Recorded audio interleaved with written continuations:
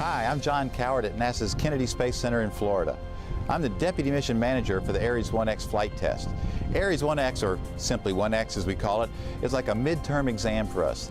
The flight test is designed to show us whether we are on the right track in building the next system to lift astronauts into space.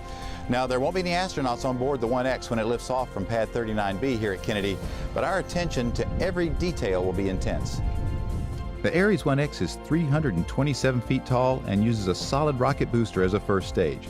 But where later rockets will have an operational upper stage and Apollo-style spacecraft atop the booster, the Ares 1X uses weight simulators instead.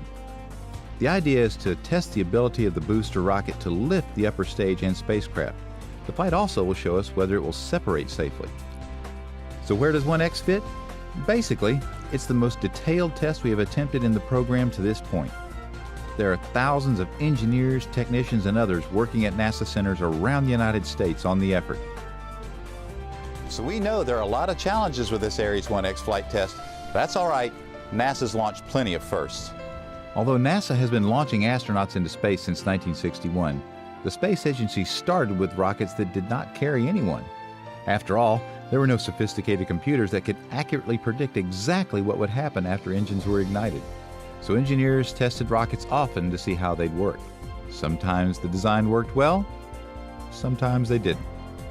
But each launch was a learning experience, and researchers quickly learned from the problems and advanced each design until they were comfortable enough to start putting payloads aboard. NASA sent its first satellite into orbit, Explorer 1, in 1958. The rockets weren't perfect yet, but they made progress. Alan Shepard became the first American in space in 1961, riding in a Mercury capsule perched on a Redstone rocket.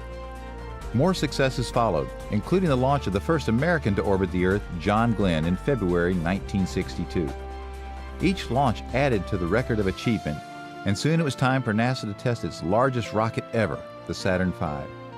Confident of the design, engineers took the unusual step for the time of testing the rocket and its three stages all at once the first time up.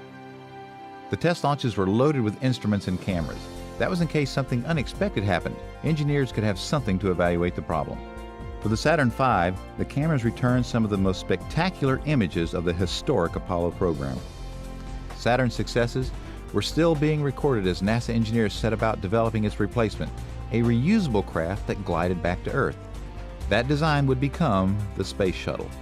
Just like with the previous rockets, the shuttle underwent extensive testing. The glide back to Earth had to be evaluated firsthand. In a break with previous crewed spacecraft, though, the first complete shuttle stack was launched with astronauts on board. John Young and Robert Crippen put the shuttle design through its first paces in space during STS-1 in April 1981. Now, with those experiences of the past as a guide, the stage has been set for the Ares 1X flight test. We've stacked the experimental rocket carefully and already have run a number of tests on it as it stood high inside Kennedy's Vehicle Assembly Building. And we've modified one of the launch pads that used to host shuttles and Apollo rockets. Just like we've done since the first Saturn V launch, we used a crawler transporter to carefully move 1X out to the launch pad. In short, we at NASA know we have a big test coming up and we are ready for it. This is an exciting time for us because it is an early payoff for a significant amount of work we've already carried out on this program.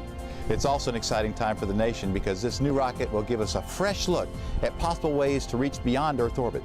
Thanks for joining us today. From NASA's Kennedy Space Center in Florida, I'm John Coward.